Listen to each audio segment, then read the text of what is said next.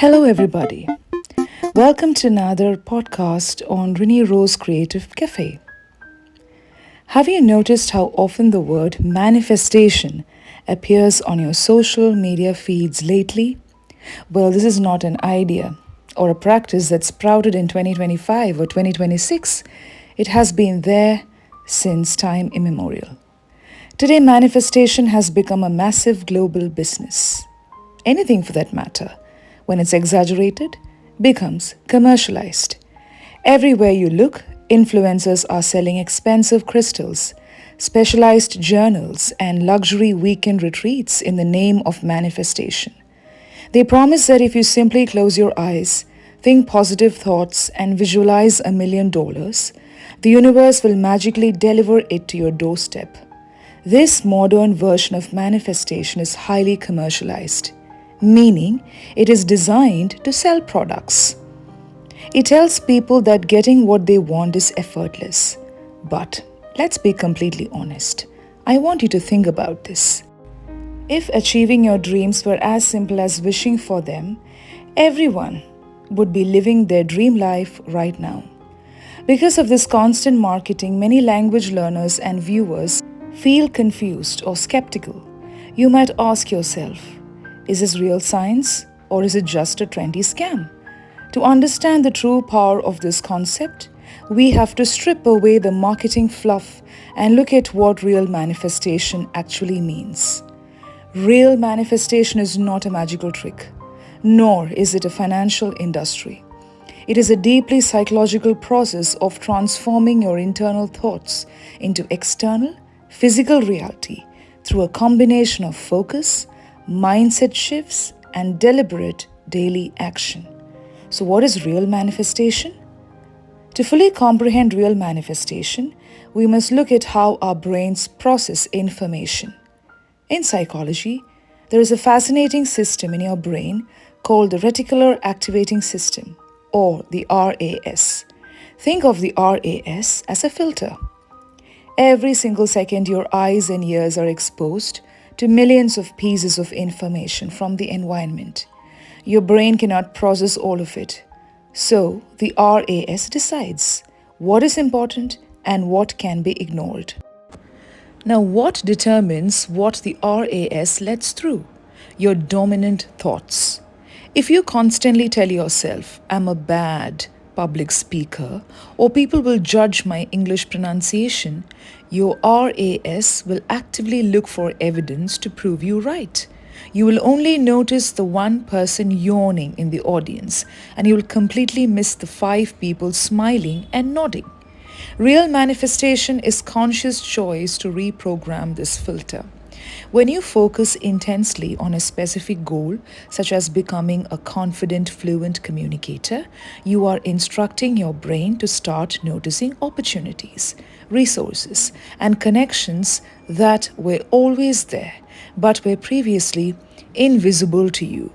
True manifestation is changing your perception so that you can see the path to your goals clearly.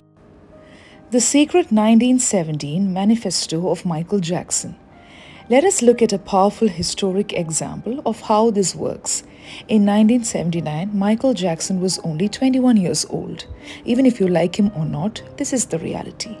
To the rest of the world, he was just a talented young singer performing with his brothers in the Jackson 5. But Michael had a radically different vision for his life. While traveling on a music tour, he sat down and wrote a secret letter to himself on the back of a paper tour itinerary.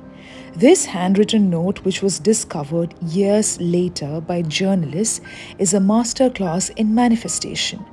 In this letter, he completely shifted his self-concept.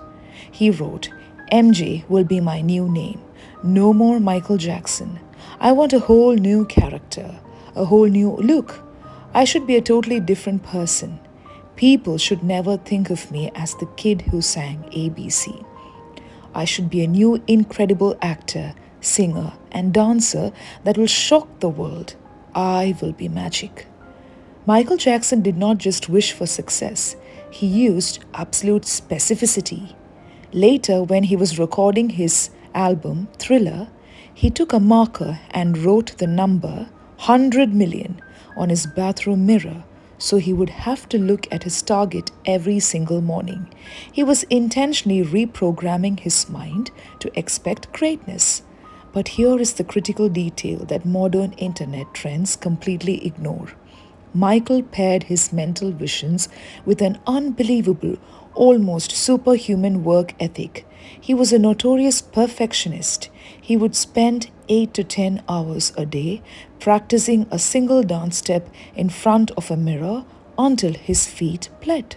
He studied the tapes of old masters like James Brown and Fred Astaire, researching and analyzing their movements like a scientist.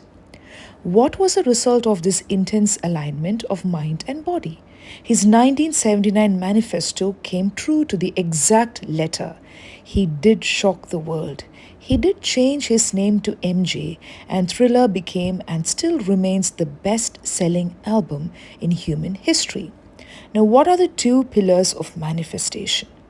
Michael Jackson's life perfectly demonstrates that real manifestation relies on two inseparable pillars. If you only have one pillar, the structure will collapse. The first pillar is clarity of intent. This means knowing exactly what you want with absolute precision. Many people say, I want to be successful or I want to speak better English, but these statements are too vague. Your brain cannot build a roadmap for a vague destination. Look at Michael. He didn't just write, I want to be famous. He specified that he wanted a new name, a new look, and to be a master researcher of his craft.